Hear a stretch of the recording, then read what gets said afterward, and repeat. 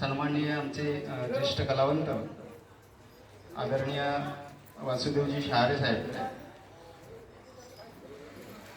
मी पहिल्यांदा खरं तर पाहतोय की आमच्या या समाजामध्ये इतक्या मोठ्या प्रमाणामध्ये कलावंत आहेत.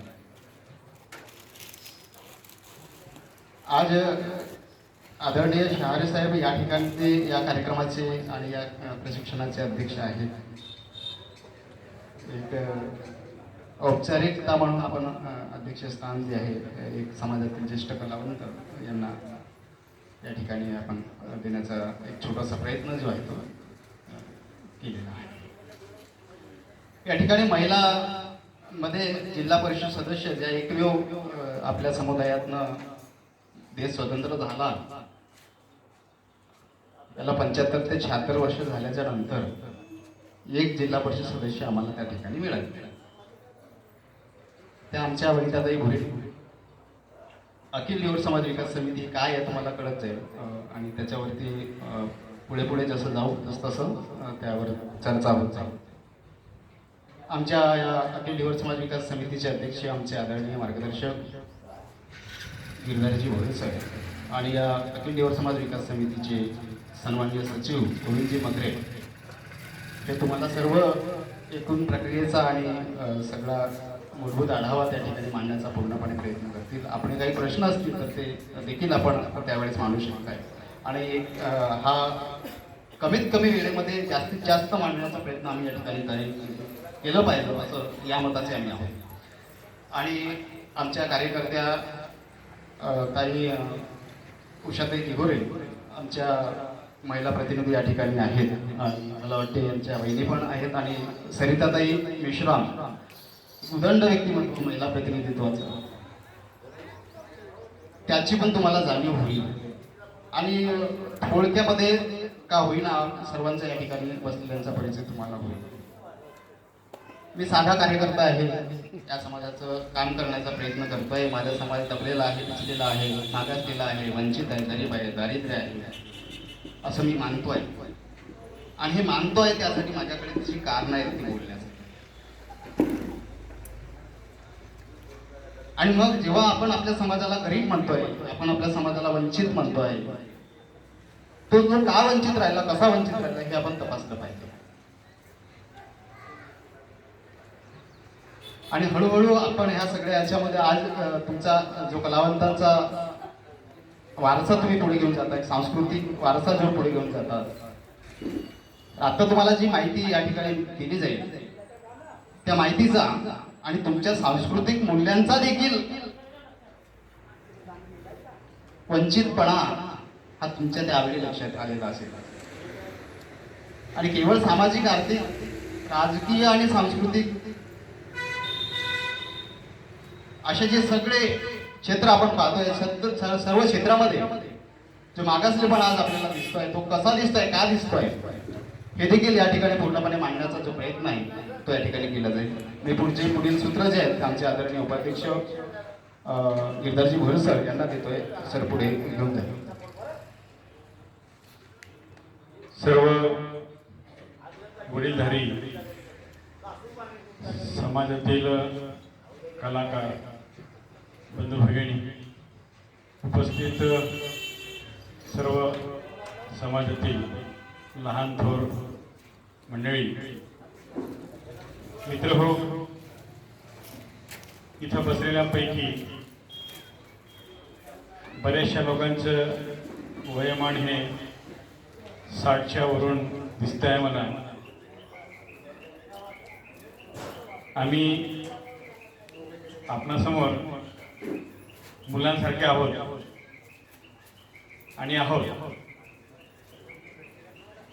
समोर आपल्याला जो आमच्या पाठीमागे आपल्या दृष्टीसमोर बॅनर दिसतो आहे, अखिल धिवर समाज विकास समिती, पोवाड्यातून आपण त्याचा उगम कसा झाला, कशासाठी झाला, हे सन्माननीय कलाकार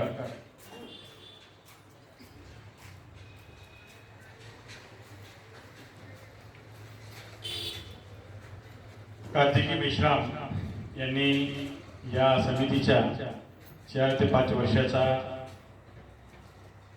जो काही समाजासाठी प्रयत्न सुरू आहे ते पोवाड्यातून आपण ऐकलेलं आहे. तारीख 22 जून 2021 त्या काळामध्ये आपल्याला माहित असेल, आपणच नाही संपूर्ण जग हा एका महामारीच्या विळख्यात सापडलेला होता.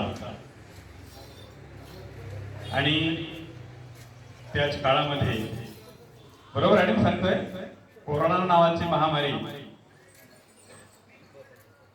अशा या महामारीतून, त्या वेळेतून, जिथं सगळं लॉकडाऊन होतं, कोणी कोणाकडे जात नव्हतं, अशा काळामध्ये आम्ही 4-5 लोकांनी त्या वेळेचा सदुपयोग समाजासाठी करून घेतला. आणि त्या कालावधीमध्ये आम्ही हा 210 पानांचा समाजाच्या कथा आणि व्यथा, समाज कसा होता, कुठे होता, अजूनही त्याची दिशा आणि दशा कशी आहे, स्वातंत्र्यानंतर समाजाची जे नुकसान झालं त्याला नुकसान म्हणता येणार नाही. नुकसान हा शब्द फार छोटा आहे. अपरिमित अशी, जी कधीही भरून न निघणारी अशी हानी झालेली आहे या समाजाची. आणि याला कारणीभूत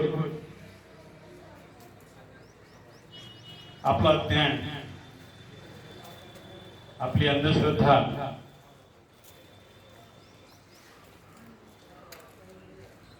हे कुठेतरी कारणीभूत आहे. आजही समाज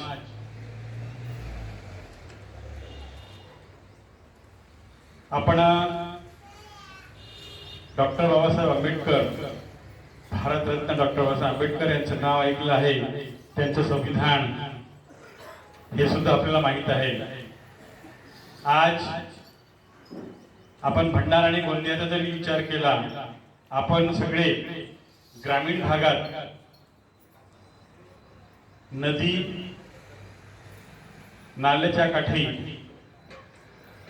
वसणारे असा आपला समाज.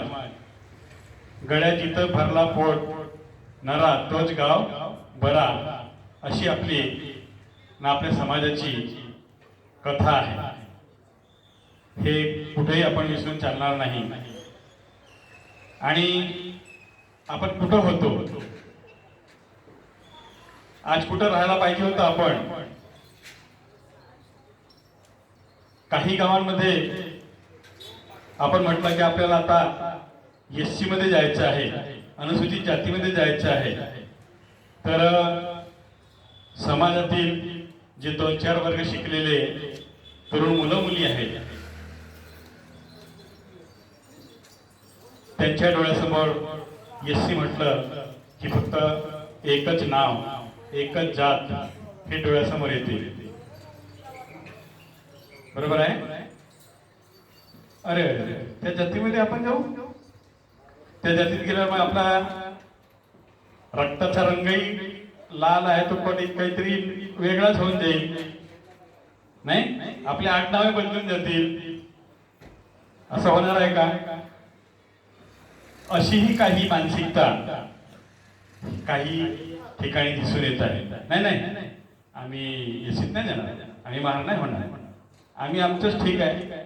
ज्या 2-4 समाज बांधव मासेमारी करून, रोजगार करून, काबाड कष्ट करून पोट भरणं आम्हाला पसंत आहे, परंतु विकासाकडे जाण्यासाठी आमची तयारी नाही. किंवा अनुसूचित जाती या प्रवर्गात आम्ही होतो हे तर माहीतच नाही आहे, पण त्याकडे जाण्यासाठी सुद्धा आमची मानसिकता अजूनही तयार झालेली नाही. आज पहिल्यांदा या समितीने समाजातील आमच्या कलावंतांना एकत्र करण्याचा प्रयत्न केलेला आहे. मित्रहो, आज कला आणि कलाकार हे देशोधडीला लागलेले आहेत. त्यांचं उपजीविकेचं साधन सुद्धा संपलेलं आहे. याला कारणीभूत आपल्याला माहित आहे. आज लहानशा अगदी तो 1 वर्षाचा मुलगा असेल, मुलगी असेल, त्याला जेवणासाठी मोबाईल त्याच्या हातात पाहिजे तर तो जेवतो. मग आपलीच मुलं, आपलीच कलाकारी हे ऐकायला, पाहायला आजही तयार नाही आहे. त्यांच्या हातामध्ये मीडिया आहे, सगळं मनोरंजनाचं साधन आहे. आणि आमच्या समाजातील कलाकार जे 20 वर्षाच्या आधी त्यांचं हे कलाकारी करून उदरनिर्वाहाचं पोट भरण्याचं साधन होतं, ते कुठंतरी आज लोप पावत आहे. आणि आपण पोवाड्यात सांगितलं 74ला विमुक्त भटक्या जमाती या ठिकाणी आपण ओबीसीतून एटी मध्ये गेलो आणि आमच्यासारखे जे काही या ठिकाणी 2-4 फुलपॅन्टवाले खिशाला पेन असणारे मुलं मुली असतील, ते 2-4 वर्ग शिकले आणि त्याचा फायदा घेतला. परंतु खरे हकदार आपण हे अनुसूचित जाती एससी या कॅटेगरीतले आहोत. परंतु आपला अज्ञान आणि अंधश्रद्धा, आपला कोणी पुढारी नाही, आपल्याला कोणी मार्गदर्शक नाही. आपण जिथे होतो, जन्माला आलो, ज्या घरी, ज्या जातीत, ज्या कुटुंबात त्याचा उदरनिर्वाहाचं जो साधन असेल त्यालाच आम्ही पुढे नेत गेलो. परंतु पुढे शिकून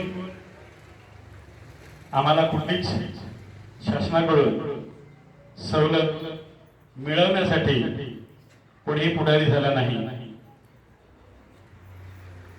आपल्या समाजात आजही बऱ्याचशा संघटना ह्या काम करत आहेत. त्याच्यानंतर आपल्या भंडारा जिल्हा, गोंदिया जिल्हा हा तलावांसाठी प्रसिद्ध आहे. परंतु आज त्या तलावांवर मक्तेदारी ही दुसऱ्या समाजाची झालेली आहे. बरोबर आहे. आपण फक्त डबक्यात, पाण्यात, छोट्याशा याच्यामध्ये समाधान मानतो. परंतु जे मोठे मोठे तलाव आहेत ते कोणाच्या हातात आहेत? आपण मासे मारतो. आता पगडा म्हटलं म्हणजे तुम्हाला माहित आहे, हा पाण्यात कधीच डुबत नाही. काय करतो तो? तुम्हाला हे सगळे काय म्हणतात त्याला, पाण्याचे डुबते तो पानकोंबडी नाही, पानकावळी आहे ना, बरोबर आहे. त्यांचा कळप जिथे असेल त्याच्या भोवताक कोण असतात? बगळे असतात. बरोबर आहे. मग त्यांना आयता खायची. त्यासारखं आपला समाज हे तलावाई जे आहे त्या तलावामध्ये मासेमारी आपण करतो, पण त्याचा व्यापार ह्या दुसऱ्या मोठ्या समाजातील लोक करतात. आणि आता इकडे आंबोऱ्याला वगैरे डोंगा चालते, घाट होतात. त्या घाटावर घाटकरी लिलाव होते, त्यावेळेस कुठल्या तरी एका समाजाचा माणूस ते पैसे भरतो, ठेकेदार तो होतो, काम आपण करतो. एवढं जोखमीचं काम आपल्याशिवाय कोणी करू शकत नाही. ते काम आपण करतो फक्त कशासाठी? संध्याकाळची सोय व्हावं. पुढे माहित नाही. 100 रुपयाच्या मासळ्या मारल्या,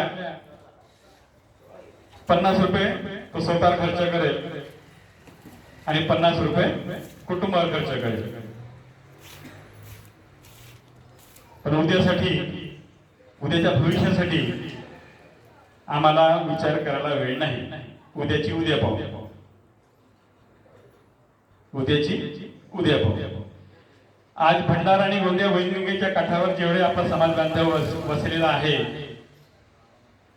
जेव्हापासून गोष्टधरण झालेला आहे तेव्हापासून बरेच त्यांचा मासेमारीचा व्यवसाय, डांगरवाड्यांचा व्यवसाय,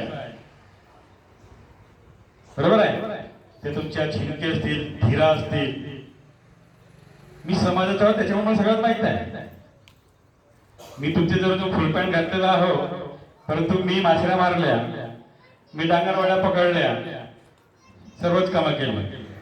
असो, कारण की हा आपला पिढीचा धंदा आपण स्वीकारला. आज कुठल्याही समाजाचा माणूस इथं या जुन्या पुलियावर दिवसभर कळ घेऊन आपला बसतो आहे, म्हणजे आपलाही धंदा कोणीतरी हिसकावून घेतलेला आहे. मित्र हो, आपला समाज हा इमानदार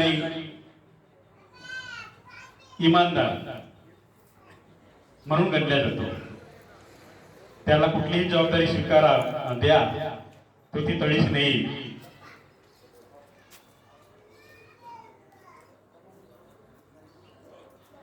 हा, तर मित्र हो, मुख्य उद्देशाकडे आमचा राहून गेलं तर अखिल दिवस विकास समिती, समाज विकास समिती ही अस्तित्वात यासाठी आली. आम्हाला कोरोना काळामध्ये आपल्या समाजाचे सुपुत्र जे चंद्रपूर इथं प्राध्यापक आहेत, डॉक्टर योगेश उपचारे, त्यांच्या काही लेखणीतून साकार झालेल्या पुस्तकं सुद्धा समाजापुढे आलेले आहेत. आणि ते गोंदिया जिल्ह्यात गिरोला या गावचे प्रॉपर राहणारे, नोकरीनिमित्त ते आजही वास्तव्याला चंद्रपूरला आहेत. त्यांच्याकडे जे काही डॉक्युमेंट्स होते, बरेच दिवस 5-7 ते 10 वर्षापर्यंत त्यांच्याकडे होते. ते चंद्रपूरला नोकरीनिमित्त असल्यामुळे त्यांच्याकडे वेळ नव्हता, किंवा त्यांच्याकडे असलेले डॉक्युमेंट्स हे कोणाचे एखाद्या ज्याला समजते आहे, किंवा या डॉक्युमेंटचा पुढे अभ्यास करून त्यांनी आम्हाला 5 ते 7 कागद दिले. त्या 5 ते 7 कागदांचा मी 210 पानांचा हा प्रस्ताव तयार केला. आणि त्यांच्या कुठेतरी शोध घेता घेता त्यांना एक आपल्या समाजातील युवा तरुण, मूर्ती छोटी पण कीर्ती मोठी, मनोज केवट नावाचा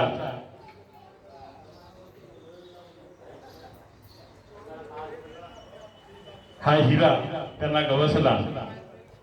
आणि 3 मूर्ती या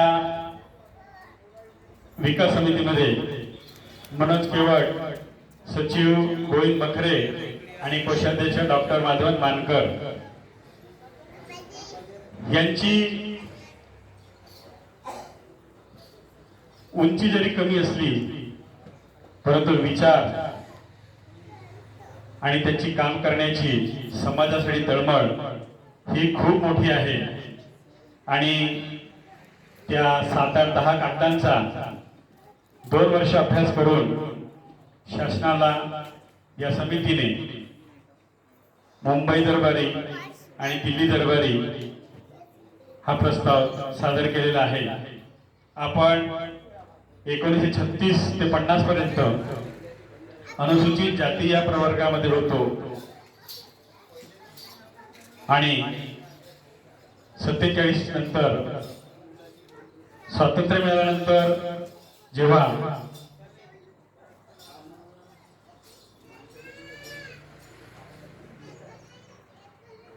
डॉक्टर बाबासाहेब आंबेडकरांनी जी संविधान लिहिलं आणि ते संविधान लागू करायच्या वेळेस ज्या आर्टिकल्स होत्या 340, 41, 42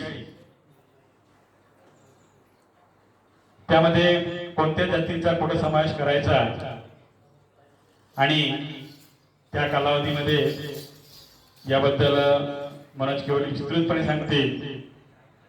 आणि यासाठी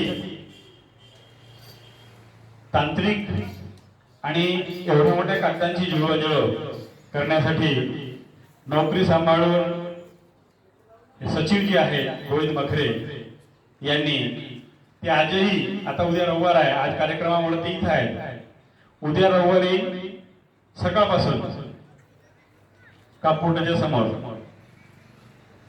आंघोळ ते दर रविवारी मला वाटते संध्याकाळी 6-7 वाजता जेव्हा वेळ मिळेल तेव्हा, म्हणजे 2021 पासून आता 26 सुरू झालं त्यापासून सुट्टीचा दिवस रविवार किंवा मध्यातली कुठली सुट्टी असेल, काम नसेल तर कॉम्प्युटर. आणि या कामासाठी आमचे सोनबाई सुद्धा निशा मखरे त्यांना तेवढीच साथ देतात. आपल्याला माहित आहे डॉक्टर बाबासाहेब आंबेडकर यांना घडवण्यासाठी त्यागमूर्ती रमाबाई आंबेडकरांचाही तेवढाच सिंहाचा वाटा आहे.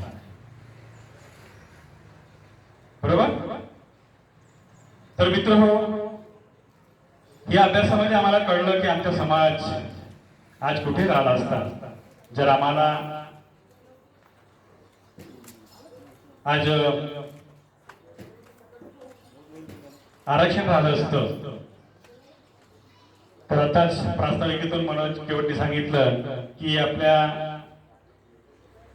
या सभेमध्ये प्रशिक्षणाला एकमेव जिल्हा परिषदेच्या सदस्या भुलेताई आहे. आपण याच परिसरात राहतो. इथे खमारी बुटी गाव आहे, बरोबर आहे. 75 ते 80% लोक ढिवर समाजाचे आहेत, कारण की तिथे वैनगंगा नदीच्या तीरावर ते गाव वसलेलं आहे. मासेमारीसाठी आज 10 वर्षाच्या आधी खूपच पोषक असं वातावरण आणि संध्याकाळी घोटीसाठी सुद्धा पोषक असं त्या गावचं वातावरण. म्हणजे त्या गावात समजा त्या काळात 50 घरं असतील तर हळूहळू त्याची 100 घरं झाली. सांगायचा मुद्दा मित्र असा आहे की अज्ञान अंधश्रद्धे मी आधी सांगितलं आपण मागासलेलो आहोत. आणि 1-2 घरचा माणूस त्या गावात सरपंच होतो आणि आम्ही 70-80% असून फक्त एका पुढीसाठी आणि पावभऱ्यासाठी त्यांना व्होटिंग करतो. आम्हाला त्या राजकारणाशी तो सरपंच पद काय होते हे आम्हाला काही माहित नाही, कारण की आमचा त्या तिथपर्यंत अभ्यास कधी गेला नाही. आणि कधी आरक्षण म्हणजे काय हेही आम्हाला माहित नाही. आमच्या जन्मापासून आमच्या पाचवीला दारिद्र्य पुजलेलं आहे. तर मित्रहो, समितीमार्फत आपण शासनाला पाठपुरावा केलेला आहे आणि त्याचाच एक भाग म्हणून मागच्या वर्षी भंडारा आणि गोंदियाच्या दोन्ही जिल्ह्यामध्ये 800 कुटुंबाचा आपला सर्वेक्षण झालेला आहे आणि त्याचा अंतिम अहवाल सुद्धा पार्टीला हा सादर झालेला आहे. आता पुढे आपल्याला खूप मोठं आंदोलन ह्या समितीचे 4 लोकांमुळं हे आंदोलन होणार नाही. टीव्ही मध्ये पाहिलं मनोज जरांगे नावाचा आपल्याकडे मनोज आहे, जरांगे नाही, आपल्याकडे मनोज आहे. ओबीसी वाल्यांकडे सुद्धा मराठ्यांकडे सुद्धा मनोज होता. त्या मनोज जरांगेने केलेली कामगिरी आपल्या मनोजकडून करवून घेण्यासाठी आपल्याला त्यांनी 100 एकराच्या जागेमध्ये सभा घेतल्या तेवढे लोक त्या ठिकाणी आले, कारण की त्यांच्यावर आमदार खासदार आहेत. आमच्यावर काय आता पेरली नाही, ढोटी नाही, आता ते कारवाई झाली. आता जे माशरा मारतात त्यांच्याकडे पण ढोटी दिसतच नाही. बरोबर आहे, पिशव्या घेऊन जातात. परडे आहेत कशा तरी, नाही तर मग तो आपला पॉलिथिनवर आपले फळं मांडणं सुरू आहे. म्हणजे आज आमच्या माऊलीला तो परडा टोपली घेऊन जायला शरम वाटते.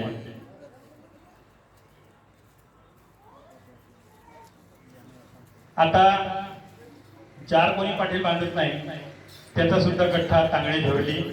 बरोबर आहे. मी स्वतः भोरजार पाठीला बांधलेला आहे.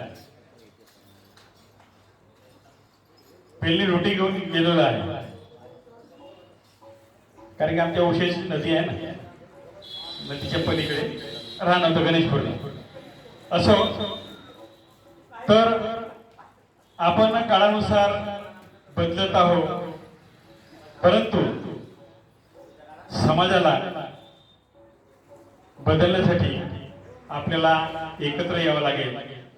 आणि त्याचाच एक भाग म्हणून आज आपण आपल्या समाजातील कलावंतांना एकत्र केलेलो आहोत. आज कलाकारीमध्ये एवढी ताकद आहे. संत गाडगे महाराज याचे ज्वलंत उदाहरण आहे. मग अशी आमचे सन्मान्य कार्तिक स्वामी म्हणत होते, तुम्ही लिहून घ्या. पण बहिणाबाई कुठल्या शाळेत न जाताना त्यांनी लिहून काढलेलं आहे.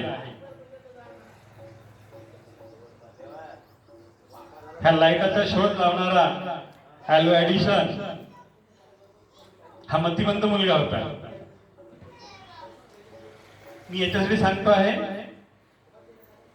की आपल्या वाणीमध्ये, आपल्या कलाकारीमध्ये, आपल्या बुद्धिमत्तेमध्ये अचाट शक्ती आहे.